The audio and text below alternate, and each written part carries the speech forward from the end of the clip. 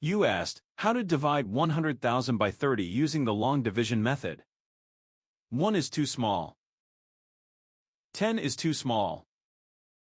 Use 100. 100 divided by 30 equals 3. 3 times 30 equals 90. 100 minus 90 equals 10. Bring down 0, making 100. 100 divided by 30 equals 3. 3 times 30 equals 90. 100 minus 90 equals 10. Bring down 0, making 100. 100 divided by 30 equals 3. 3 times 30 equals 90. 100 minus 90 equals 10.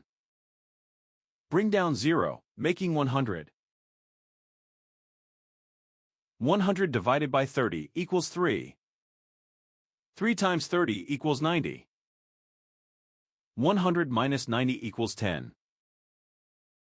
The remainder is 10. The final result is 3,333 remainder 10.